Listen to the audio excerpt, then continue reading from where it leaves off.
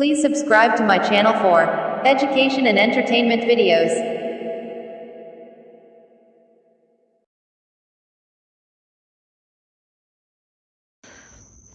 अस्सलामु अलैकुम वरहमतुल्लाहि वबरकातुहू। अज़ीज़ तलबा, हमारी इंग्लिश की दरसी किताब my English book page number 15 यानी सफ़ा नंबर 15, टॉपिक है रीडिंग टाइम यानी पढ़ने का वक्त। इस उन्वान के तहत एक हिदायत है, लुक लिसन एंड रिपीट, जिसका मतलब है देखो, सुनो और दोहराओ। इस सबक में एक ख़ास बात यह है कि यहाँ पर बाज़ जगह लफ्ज़ के बजाय पिक्चर यूज़ हुई है, इस्तेमाल हुई है। हमको उस पिक्चर के नाम को वहाँ पर रखना है, उस लफ्ज़ को बोलना है और उस सेंटेंस को, और इस तरह पूरे सबक को कंप्लीट करना है, मुकम्मल करना है। तो आइए ध्यान से इस सबक को सुने, इन तस्वीरों के नाम से वाकिफ़ हों। I am drawing and my friend are looking at my picture. They see the sun, the moon, the stars and the clouds in the sky. The peacock is dancing near the tree. The bird is sitting in between the crow and the parrot.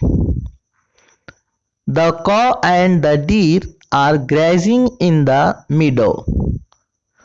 The monkey is sitting up there on a branch of the tree. The squirrel is also sitting on a branch of the tree. तो प्यारे बच्चों, आपने देखा यहाँ पर सन, सूरज की ये picture है, इसके लिए यहाँ पर हमने सन कहा। चांद की तस्वीर है, उसके लिए हमने मून कहा। तारों की तस्वीर है, उसके लिए स्टार्स कहा। बादल है, उसके लिए क्लाउड्स लफ्ज़ इस्तेमाल किया। मोर है, उसके लिए इंग्लिश में पीकॉक ये लफ्ज़ इस्तेमाल किया। दरख्त, इसके लिए ट्री लफ्ज़ इस्तेमाल हुआ। चिड़िया है, उसके लिए बर्ड इस्तेमाल हुआ। कौवा है, उसके लिए क्राउ ये लफ्ज़ इस्तेमाल हुआ। तोता है, उसके लिए हमने पैरोट ये लफ्ज़ इस्तेमाल किया। और गाय की तस्वीर है, उसके लिए क्राउ इस्तेमाल हुआ। हरन है, हरन की पिक्चर है, उसके लिए हमने एक लफ्ज़ डीर इस्तेमाल किया। बंदर है, उसके लिए उसकी यहाँ पिक्चर दी हुई है, हमने लफ्ज़ मॉन्की इस्तेमाल किया। और गिलेरी है, उसके लिए स्क्विरल ये लफ्ज़ इस्तेमाल हुआ। इस तरह से पूरा सबक हमने पिक्चर के जगह वर्ड को रखकर मुकम्मल किया, कंप्लीट किया। आप भी इस तरह से इसको समझें और पढ़ने की कोशिश करें। ओके, अल्लाह हाफिज़।